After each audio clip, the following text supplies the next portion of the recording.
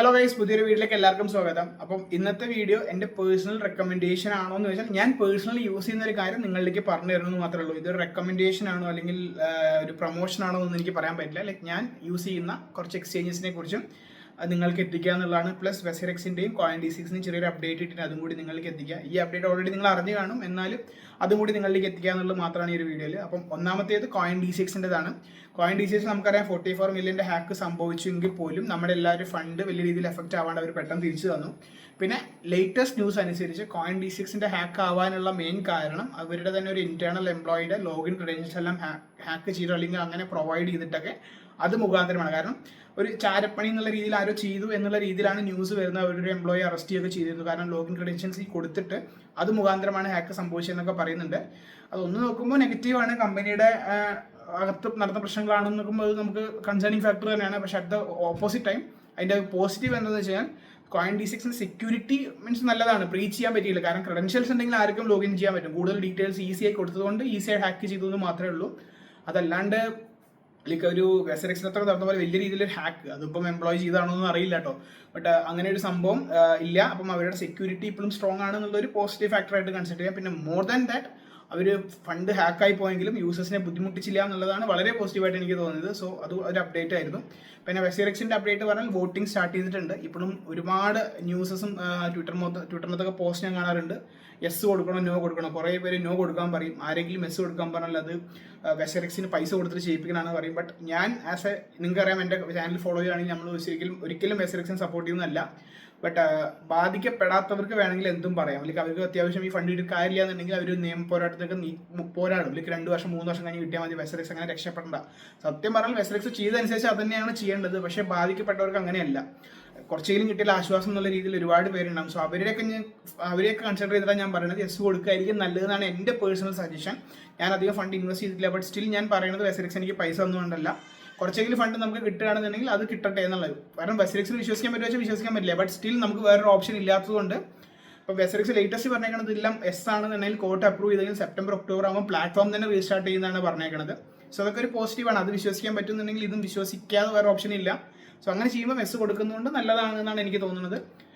നിങ്ങളുടെ അഭിപ്രായം എന്താണെന്നുള്ളത് നിങ്ങൾക്ക് താഴെ കമൻറ്റ് ചെയ്യാം. നോ കൊടുക്കണം എന്നുള്ള അതിന് പ്രോപ്പറായിട്ട് കാര്യങ്ങൾ വെസറെക്സ് നമ്മളെ വലിപ്പിച്ചുകൊണ്ട് അവർ നല്ല രീതിയിൽ വലിപ്പിക്കാൻ നമുക്ക് ഒരു കുഴപ്പമില്ല. അതൊക്കെ നമ്മുടെ യുക്തിപരമായിട്ടുള്ള കാര്യങ്ങൾ നമുക്ക് തോന്നുന്ന പോലെ ചെയ്യാം. അതെനിക്ക് പറയുള്ളത്. എന്നോട് ചോദിക്കുകയാണെങ്കിൽ ഞാൻ എസ് എന്നേ പറയുള്ളൂ. ബിക്കോസ് കുറച്ച് പേർക്കെങ്കിലും ഫണ്ട് കിട്ടും. കുറച്ചെങ്കിലും ഫണ്ട് കിട്ടിയാൽ നല്ലതെന്നുള്ളത് ചിന്തയാണ് എൻ്റെ മനസ്സിൽ. ഇതാണ് 2 അപ്ഡേറ്റ് ഉള്ളത്. പിന്നെ ഞാൻ യൂസ് ചെയ്യുന്ന എക്സ്ചേഞ്ചിനെ കുറിച്ച് പറയുകയാണെങ്കിൽ ഞാൻ hardware wallets at the movement use ചെയ്യുന്നില്ല. എല്ലാവരും പ്രിഫർ ചെയ്യുന്നത് ഹാർഡ്വെയർ വാലറ്റ് ആണ്. നിങ്ങൾ വലിയൊരു എമൗണ്ട് ഇൻവെസ്റ്റ് ചെയ്യുകയാണെങ്കിൽ ഹാർഡ്വെയർ വാലറ്റ് തന്നെയാണ് പ്രിഫർ ചെയ്യുന്നത്. ബട്ട് ഞാൻ അത്ര വലിയൊരു എമൗണ്ട് ഹോൾഡ് ചെയ്യാത്തതുകൊണ്ട് തന്നെ ചെറിയ ഫണ്ട് സോഫ്റ്റ്വെയർ വാലറ്റായ ട്രസ്റ്റ് വാലറ്റിനകത്താണ് ഇപ്പം ഹോൾഡ് ചെയ്യുന്നത്. ഫസ്റ്റ് ഞാൻ മെറ്റാമാസ്ക് യൂസ് ചെയ്തിരുന്നു. എൻ്റെ സ്വാഭാവികമായിട്ടും ഹാക്ക് ചെയ്യപ്പെട്ടിരുന്നു. കാരണം ഞാൻ ഇന്റർനെറ്റ് സർഫ് ചെയ്യുമ്പോൾ എന്തെങ്കിലും ഫിഷിംഗ് ലിങ്ക്സ് ഒക്കെ വന്നിട്ടായിരിക്കണം എൻ്റെ മെറ്റാമാസ്കിലുള്ള കുറച്ച് ടോക്കൺസ് ഹാക്ക് ചെയ്തിട്ടുണ്ടായിരുന്നു. ട്രസ്റ്റ് വാലറ്റ് ഞാനിപ്പോൾ യൂസ് ചെയ്യുന്നുണ്ട്.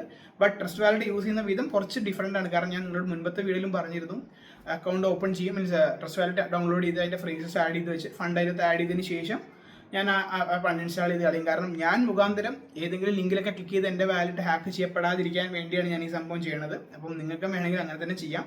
അത് സെക്യൂർ ആണോ വെച്ചാൽ അത്ര വലിയ സെക്യൂർ അല്ല. ബട്ട് കമ്പാരിറ്റീവ്ലി കുറച്ച് സെക്യൂരിറ്റി ആണ്. കാരണം സെക്യൂർ ആണ്. ട്രസ്റ്റ് വാലറ്റിനകത്തൊക്കെ ഡെക്സും അങ്ങനത്തെ സംഭവങ്ങളിലൊക്കെ ഹാക്ക് സംഭവിച്ചാൽ ബ്രീച്ച് സംഭവിച്ചാൽ ഫണ്ട് പോകും. അതിൽ വേറെ ഓപ്ഷൻ ഇല്ല. ബട്ട് നമ്മൾ മുഖാന്തരം ഹാക്ക് സംഭവിക്കരുന്നുണ്ടെങ്കിൽ നിങ്ങൾക്ക് ഇങ്ങനെ അൺഇൻസ്റ്റാൾ ചെയ്ത് കളഞ്ഞ് ചെയ്യാമെന്നുള്ളതാണ് എൻ്റെ ഒരു ഐഡിയ. അതും എത്രത്തോളം പ്രാക്ടിക്കലാണ്, ശരിക്കും നടക്കുന്ന കാര്യങ്ങളാണോ എന്ന് അറിയില്ല. ഹാക്ക് ആണെങ്കിൽ എങ്ങനെ ഹാക്ക് ചെയ്യാം. ബട്ട് ഞാൻ അങ്ങനെ യൂസ് ചെയ്യുന്നതുകൊണ്ട് എനിക്ക് ഇതുവരെ പ്രശ്നങ്ങൾ ഉണ്ടായിട്ടില്ല എന്നുള്ളതാണ് ഒരു പോയിന്റ്. അപ്പോൾ ഇതാണ് ഞാൻ സോഫ്റ്റ്വെയർ വാലറ്റ് ട്രസ്റ്റ് വാലറ്റ് മാത്രമേ യൂസ് ചെയ്യുന്നുള്ളൂ. പിന്നെ ഒക്ടോൻ്റെ ഒരു വാലറ്റ് ഉണ്ട്. കോയിൻ D6 തന്നെ D5 വാലറ്റ് ആയിട്ട് ഒക്ടോ. ബിക്കോസ് വെൻ ഒക്ടോ സ്റ്റാർട്ട് ചെയ്യുന്ന സമയത്ത് ഞാൻ അതിനകത്ത് ഒരു എംപ്ലോയി ആയിരുന്നു കോയിൻ D6ൻ്റെ. അപ്പം ആ ഒരു കണക്ഷൻ വെച്ച് ഞാൻ കുറച്ച് അതിനകത്ത് ഇൻവെസ്റ്റ് ചെയ്തിരുന്നു. അത് ഇപ്പോഴും അവിടെ തന്നെ കിടക്കുന്നുണ്ട്. അല്ലാണ്ട് പുതിയ രീതിയിലൊരു ഇൻവെസ്റ്റ്മെൻറ്റ് അതിനകത്ത് ചെയ്തിട്ടില്ല. മാത്രമല്ല അവർ ഹൈപ്പർ ലിക്വിഡ് എന്നൊക്കെ പറഞ്ഞ വലിയ ലിക്വിഡിറ്റി പൂളൊക്കെ വെച്ച് വലിയ സംഭവങ്ങളൊക്കെ കൊണ്ടുവരുന്നുണ്ട്. അതുകൊണ്ട് ഞാൻ ഒക്ടോ എന്നുള്ള വാലറ്റും യൂസ് ചെയ്യുന്നുണ്ട് എന്നുള്ളതാണ് സെൽഫ് കസ്റ്റഡി വാലറ്റ്സ് ആയിട്ട്. പിന്നെ എക്സ്ചേഞ്ചസിൻ്റെ കേസ് പറയുകയാണെങ്കിൽ കോയിൻ D6 ആണ് ഞാൻ ഇപ്പോഴും ഇന്ത്യൻ എക്സ്ചേഞ്ച് ആയിട്ട് യൂസ് ചെയ്യുന്നത്. വലിയ എമൗണ്ട് ഒന്നും ഇല്ലെങ്കിലും അതിനകത്ത് കുറച്ച് എമൗണ്ട് ഇൻവെസ്റ്റ് ചെയ്തിട്ടുണ്ട്. It's because at the movement എന്നല്ല, വെസറെക്സ് ഞാൻ സ്കിപ്പ് ആകാനുള്ള കാരണം കോയിൻ D6 ആണ്. അന്നേരം ഞാൻ കോയിൻ D6 വർക്ക് ചെയ്യായിരുന്നു. അപ്പം കോയിൻ D6 വർക്ക് ചെയ്യുമ്പോൾ കോമ്പറ്റീറ്റർ അക്കൗണ്ട് ഓപ്പൺ ചെയ്യാൻ പറ്റില്ല. അതുകൊണ്ട് ഞാൻ വെസറെക്സിനകത്ത് അക്കൗണ്ട് ചെയ്തില്ല എന്ന് തന്നെ പറയാം. അതുകൊണ്ട് ഞാനിപ്പോൾ സത്യം പറഞ്ഞാൽ രക്ഷപ്പെട്ടു. അതൊരു ബ്ലെസ്സിംഗ് ആയിട്ട് കൺസിഡർ ചെയ്യുന്നു. കാരണം അന്ന് Coin-D6 ഇല്ലായിരുന്നു, ഞാൻ വെസറക്സിനകത്ത് ഇൻവെസ്റ്റ് ചെയ്ത് എൻ്റെ ഫണ്ട് അവിടെയും പോയായിരുന്നു. നിങ്ങളെപ്പോലെ ഞാനും വലിയൊരു എമൗണ്ട് പെട്ട് പോയി കിടക്കേണ്ടി വന്നു കഴിഞ്ഞാൽ അത് ഇല്ലാണ്ടായി പോയി. അപ്പം പക്ഷേ Coin-D6 ഞാൻ ഇപ്പോഴും കുറച്ച് ഇൻവെസ്റ്റ് ചെയ്തിട്ടുണ്ട്. എന്തെങ്കിലും ഒരു ഇന്ത്യൻ എക്സ്ചേഞ്ച് എന്നുള്ള രീതിയിൽ Coin-D6 ആണ് യൂസ് ചെയ്യുന്നത്. ഇപ്പോൾ USDT എന്തെങ്കിലും വേണമെന്നുണ്ടെങ്കിലോ എമർജൻസി ആയിട്ട് വിഡ്രോളൊക്കെ വേണമെങ്കിൽ ഇവർ പെട്ടെന്ന് തരുന്നുണ്ട്. ഇതുപോലെ പ്രശ്നങ്ങളൊന്നും ഇല്ലാത്തതുകൊണ്ട് തന്നെ ഇന്ത്യൻ എക്സ്ചേഞ്ച് ആയിട്ട് Coin-D6 തന്നെയാണ് പ്രിഫർ ചെയ്യുന്നത്. പിന്നെ ഗ്ലോബൽ എക്സ്ചേഞ്ച് ആയിട്ട് ബൈനാൻസ് ഉണ്ട്. ബൈനാൻസ് ഇപ്പോൾ ട്രേഡിംഗ് ഇല്ല, ഇൻവെസ്റ്റ്മെന്റും ഇല്ല അതിനകത്ത്. കാരണം കുറച്ച് ഓൾറെഡി ഉള്ള ടോക്കൺ, അതായത് കഴിഞ്ഞ ബുൾ മാർക്കറ്റിൽ വാങ്ങിയ ടോക്കൺ അവിടെ തന്നെ കിടക്കുന്നുണ്ട്. അല്ലാണ്ട് ട്രേഡ് ചെയ്യാൻ ശ്രമിച്ചിരുന്നു, പക്ഷേ അവിടെ ADL റീജിയൻ എന്നൊക്കെ പറഞ്ഞിട്ട് ഒരുപാട് പ്രശ്നങ്ങളൊക്കെ ഉണ്ട്. ഫ്യൂച്ചേഴ്സ് നമുക്ക് വലിയൊരു എമൗണ്ട് ലിവറേജ് ചെയ്യാനും കുറേ നേരം ഹോൾഡ് ചെയ്യുമ്പോൾ വലിയ രീതിയിലൊക്കെ വരുന്നുണ്ട്. അതുകൊണ്ട് ഞാൻ ചെയ്യാറില്ല. അപ്പം അതാണ് ബൈനാൻസ് ആണ് KYC ഉള്ള ഒരു ഗ്ലോബൽ എക്സ്ചേഞ്ച് ആയിട്ട് യൂസ് ചെയ്യുന്നത്. പിന്നെ രണ്ടെണ്ണം നോൺ KYC ആയിട്ടുള്ള എക്സ്ചേഞ്ച് ആണ്. അതിലൊന്ന് MEXC ആയിരുന്നു. ഇടയിൽ അത് നല്ല രീതിയിൽ യൂസ് ചെയ്തിരുന്നു. വീണ്ടും അവർ KYC മാൻഡേറ്റ് ആക്കിയപ്പോൾ അത് സ്റ്റോപ്പ് ചെയ്തു. വീണ്ടും ഇപ്പോൾ നോൺ KYC ആണ്. അതുകൊണ്ട് വീണ്ടും ഞാനത് ഫ്യൂച്ചേഴ്സ് ഒക്കെ ഇടയ്ക്ക് ട്രേഡ് ചെയ്യാറുണ്ട്. ഒരുപാട് ഫ്യൂച്ചേഴ്സ് അതിനകത്ത് ഓപ്ഷൻ ഉണ്ട്. അതാണ് ഏറ്റവും പോസിറ്റീവ്. നിങ്ങൾക്കിപ്പം ഫ്യൂച്ചർ ട്രേഡ് ചെയ്യാൻ താല്പര്യമുള്ളവരാണെങ്കിൽ ഒരുപാട് മീം ടോക്കൺസിനകത്ത് വരെ ഫ്യൂച്ചേഴ്സ് അവൈലബിൾ ആയതുകൊണ്ട് ഒരുപാട് ഓപ്പർച്യൂണിറ്റീസ് ഉണ്ട് അതിനകത്ത്. അതുകൊണ്ടാണ്. മാത്രമല്ല ADL എന്ന് പറഞ്ഞൊരു സംഭവം അവിടെ ഇല്ല. ADL എന്ന് പറഞ്ഞാൽ നമ്മൾ ട്രേഡ് ചെയ്യുമ്പോൾ ബൈനാൻസ് ഒക്കെ നിങ്ങൾ ഫ്യൂച്ചേഴ്സ് ട്രേഡ് ചെയ്യുകയാണെങ്കിൽ നിങ്ങൾക്ക് ഒരു 3-4 എക്സ്ക്ലമേറ്ററി മാർക്ക് കാണാം. ചിലപ്പോൾ റെഡ് ആവും, ഓറഞ്ച് ആവും, വലിയ എമൗണ്ട് യൂസ് ചെയ്ത് കഴിഞ്ഞാൽ.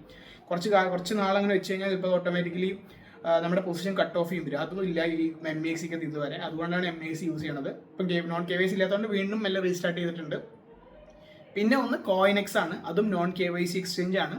മെയിൻലി അത് യൂസ് ചെയ്യാൻ കാരണം എനിക്ക് അതിനകത്ത് കുറച്ച് കണക്ഷൻസ് ഉണ്ട്, ലൈക്ക് കുറച്ച് ആൾക്കാരുമായിട്ട് പരിചയമുണ്ട്. അപ്പോൾ എന്തെങ്കിലും ഒരു സപ്പോർട്ട് ആവശ്യമുണ്ടെന്നുണ്ടെങ്കിൽ എനിക്ക് അവരുമായിട്ട് നേരിട്ട് സംസാരിച്ച് എൻ്റെ സപ്പോർട്ട് പെട്ടെന്ന് സോൾവ് ചെയ്യാൻ പറ്റുന്നുണ്ട്. അപ്പോൾ നിങ്ങൾക്ക് ഈ പറഞ്ഞ നോൺ KYC ആയിട്ടുള്ള MEXCക്കകത്തോ അല്ലെങ്കിൽ കോയിനെക്സിനകത്താണെങ്കിൽ നിങ്ങൾക്ക് അക്കൗണ്ട് ക്രിയേറ്റ് ചെയ്യാം. നല്ല രീതിയിൽ സപ്പോർട്ടൊക്കെ എനിക്ക് at the moment community support കൊടുക്കാൻ പറ്റുന്ന കുറച്ച് കണക്ഷൻസ് ഉണ്ട്. നിങ്ങൾ എന്തെങ്കിലും പ്രശ്നം CoinEx യൂസ് ചെയ്തിട്ട് വരികയാണെങ്കിൽ എൻ്റെ അടുത്ത് പറഞ്ഞാൽ ഞാൻ മാക്സിമം അത് എസ്കലേറ്റ് ചെയ്തിട്ട് സോർട്ട് ഔട്ട് ചെയ്യാൻ പറ്റുമെങ്കിൽ ഞാൻ ശ്രമിക്കാം. അപ്പം അതും ഒരു എക്സ്ചേഞ്ചാണ് ഞാൻ യൂസ് ചെയ്യണത്. ഇനിയിപ്പോൾ ഇതൊന്നും അല്ല, നിങ്ങൾക്ക് ജസ്റ്റ് ട്രേഡിംഗ് മാത്രം മതി എന്നുണ്ടെങ്കിൽ നിങ്ങൾക്ക് ഫണ്ടഡ് അക്കൗണ്ടിലേക്ക് പോകാം. ഫണ്ടഡ് അക്കൗണ്ട് ആയിട്ട് Bitfunded ഞാൻ മുൻപ് ഇൻട്രൊഡ്യൂസ് ചെയ്ത് തന്നിരുന്നു.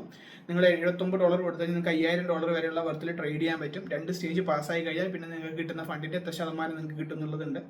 അതേപോലെ തന്നെ വേറെ എക്സ്ചേഞ്ച് കൂടി വന്നിട്ടുണ്ട് ഈ പറഞ്ഞ ഫണ്ടഡ് അക്കൗണ്ടിൽ. XYBit എന്ന് പറയും, പുതിയൊരു എക്സ്ചേഞ്ചാണ്. ഞാൻ നേരത്തെ പറഞ്ഞ ഒക്ടോ യൂസ് ചെയ്യുന്ന ലിക്വിഡിറ്റി പൂളാണ് ഈ പറഞ്ഞ XYBitന്റെ ലിക്വിഡിറ്റി പൂള്.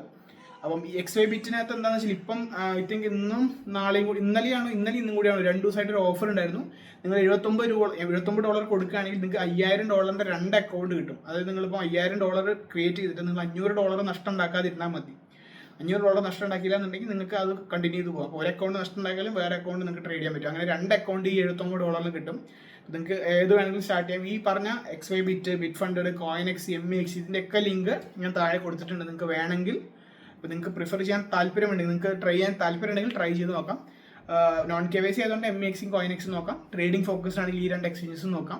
സോ ഇതാണ് ഞാനിപ്പം കറന്റ് ഞാൻ ഇതിന് മുൻപ് യൂസ് ചെയ്ത എക്സ്ചേഞ്ചസ്. Gate.io ഉണ്ട്, അപ്പോൾ ഇന്ത്യയിൽ ബാൻ ചെയ്തു. Huobi ഉണ്ടായിരുന്നു, അത് ഇന്ത്യയിൽ ബാൻ ചെയ്തു. MEXC ബാൻഡാണ്. പക്ഷേ ഞാൻ എന്തുകൊണ്ടാണ് ഇത് ഇപ്പോഴും യൂസ് ചെയ്യുന്നത് വെച്ചാൽ ഞാൻ പറഞ്ഞ ഈ ADL റേഞ്ച് ഇല്ലാത്തതുകൊണ്ടാണ്. ADL ഞാൻ സ്റ്റോപ്പ് ചെയ്തിരുന്നു, വീണ്ടും അത് മെല്ലെ റീസ്റ്റാർട്ട് ചെയ്തിട്ടുണ്ട്. ബിക്കോസ് സ്റ്റിൽ ഇപ്പോഴും വീണ്ടും അത് KYC ഇല്ലാത്ത വന്നതുകൊണ്ട്. പിന്നെ ഞാൻ യൂസ് ചെയ്തിട്ടുണ്ടായിരുന്ന എക്സ്ചേഞ്ചസ് എന്ന് പറഞ്ഞാൽ ഇന്ത്യൻ എക്സ്ചേഞ്ചസ് ആയിട്ട് വേറെ അങ്ങനെ കാര്യമായിട്ടും CoinSwitchനകത്തും ഇതുവരെ അക്കൗണ്ട് പോലും ക്രിയേറ്റ് ചെയ്തിട്ടില്ല. അതെങ്ങനെയാണെന്ന് എനിക്ക് അറിയില്ല. അതുകൊണ്ട് BitBNS ഇടയിലൊന്നും ഉപയോഗിച്ചിരുന്നു, പിന്നീട് അത് സ്റ്റോപ്പ് ചെയ്തിരുന്നു. അവിടെ കുറേ ഫണ്ടിൻ്റെ പ്രശ്നങ്ങൾ, അത് വിഡ്രോലൊക്കെ കൊടുക്കുന്നില്ലാണ്ട് അത് വിട്ടിരുന്നു. പിന്നെ വേറെ അങ്ങനെ ഒരുപാട് എക്സ്ചേഞ്ചസ് ട്രൈ ചെയ്തിട്ടില്ല. Hotbit ഉപയോഗിച്ചിരുന്നു, അത് പൂട്ടിപ്പോയി, അത് ഒരു പണിയായി. നമ്മുടെ ചാനലിൻ്റെ മുമ്പ് വളരെ നന്നായി, പക്ഷേ അതിനകത്ത് നല്ല രീതിയിൽ ടോക്കൺസ് ഒക്കെ കിട്ടുമായിരുന്നു കേട്ടോ. അത് ആ ഒരു ബുൾ മാർക്കറ്റില്ല, പക്ഷെ അത് ഇല്ലാണ്ടായിപ്പോയി. അപ്പം ഇങ്ങനത്തെ കുറച്ച് എക്സ്ചേഞ്ചസ് ആണ് ഞാൻ ട്രൈ ചെയ്തേക്കുന്നത്. ബട്ട് അറ്റ് ദ മൂമെൻറ്റ് ഞാൻ എൻ്റെ ഫണ്ട് ഇരിക്കുന്ന എക്സ്ചേഞ്ചസ് എന്ന് പറഞ്ഞാൽ Coin-D6നകത്ത് കുറച്ചുണ്ട്, ബൈനാൻസിനകത്ത് കുറച്ചുണ്ട്, CoinExനകത്ത് കുറച്ചുണ്ട്. MEXCക്കകത്ത് ഫണ്ട് ഇൻവെസ്റ്റ്മെൻറ്റ് രീതിയിലില്ല, ഫ്യൂച്ചേഴ്സ് ട്രേഡിംഗ് ഉള്ള രീതിയിലുണ്ട്. ഫണ്ടഡ് അക്കൗണ്ട്സ് ഉണ്ട്, ഈ 2 അക്കൗണ്ട് ഉണ്ട്. അതല്ലാണ്ട് ട്രസ്റ്റ് വാലറ്റിനകത്ത് കുറച്ച് ഫണ്ട്സ് സ്റ്റോർ ചെയ്തിട്ടുണ്ട്, പക്ഷേ ഫോണിൽ ഇൻസ്റ്റാൾ ചെയ്തിട്ടില്ല. ലൈക്ക് അക്കൗണ്ട് ഉള്ളത് ഫോണിനകത്ത് ഇൻസ്റ്റാൾ ചെയ്തിട്ടില്ല. സോ ഇതൊക്കെയാണ് ഞാൻ ഇതുവരെ യൂസ് ചെയ്യുന്ന, ഇപ്പം കറൻ്റ് യൂസ് ചെയ്യുന്ന എൻ്റെ ക്രിപ്റ്റോ എക്സ്ചേഞ്ചസ്. നിങ്ങൾക്ക് ഇതിനകത്ത് ഏത് വേണമെങ്കിലും സ്റ്റാർട്ട് ചെയ്യാം. അതുപോലെ തന്നെ നിങ്ങൾക്ക് വെസറക്സിൻ്റെ അപ്ഡേറ്റിൽ നിങ്ങൾ എന്താണ് യെസ് ആണോ നോ ആണോ കൊടുക്കാൻ പോകണമെങ്കിൽ താഴെ കമൻറ്റ് ചെയ്യുക. നിങ്ങൾക്ക് എന്താണ് തോന്നുന്നത് താഴെ കമൻറ്റ് ചെയ്യുക. അപ്പം വേറെ വീഡിയോ തന്നെ ഒരിക്കലും എല്ലാവർക്കും ഹാപ്പി ഇൻവെസ്റ്റിംഗ്.